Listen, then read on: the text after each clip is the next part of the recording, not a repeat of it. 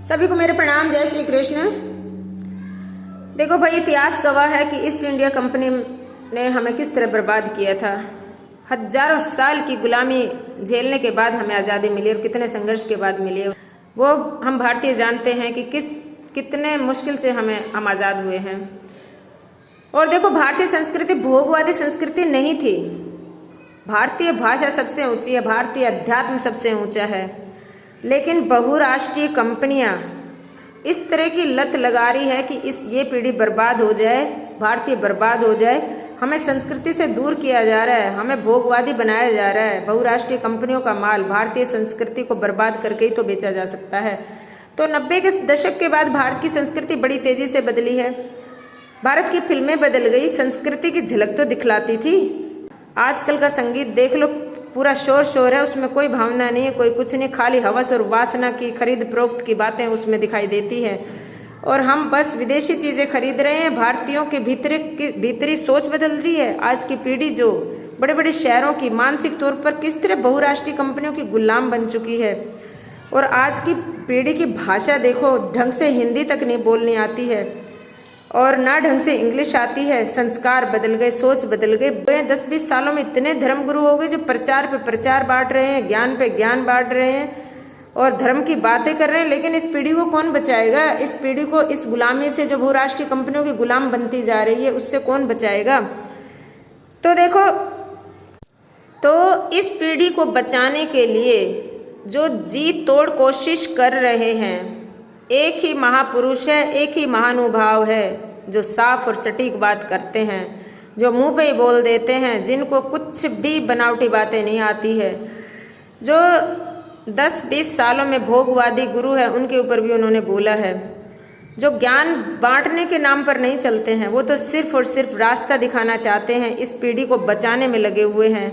ऐसे युग पुरुष को मेरा प्रणाम। विदेशी पूंजी के निवेश से आर्थिक लाभ तो हो रहा है, लेकिन पतन कितना बड़ा हो रहा है।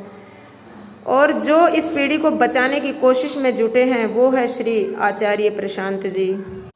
आचार्य प्रशांत जी का 1978 में आगरा में, भारत में उनका जन्म हुआ था और 1999 में IIT दिल्ली से इंजीनियरिंग ग्रेजुएशन की पढ़ाई पूरी की और फिर उसके बाद IMT की डिग्री पाने के बाद उन्होंने इंडियन सिविल सर्विस ज्वाइन करने के बाद अद्वैत फाउंडेशन की स्थापना की।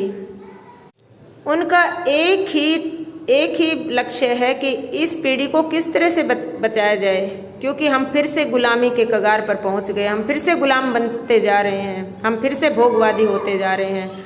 मानव चेतना में परिवर्तन लाना चाहते हैं आचार्य प्रशांत जी।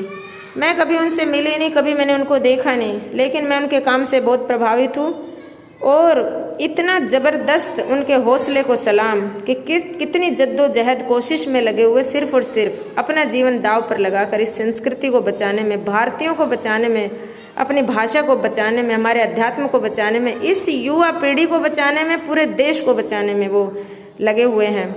खाली एक विदेशी निवेश के चक्कर में अगर हम भारतीय फिर से गुलाम बनने जा रहे हैं, तो हम फिर से हजारों साल फिर से फंस जाएंगे और फिर कोई बचाने वाला हमें पैदा होने वाला नहीं है। काफ़ी लाखों युवा उनसे प्रभावित है और उनको फॉलो करते हैं। और जो अज्ञानी है, जो मूर्ख हैं, वो उनके खिलाफ भी हैं, जिनको अब मूर्खों से क्या बात करनी।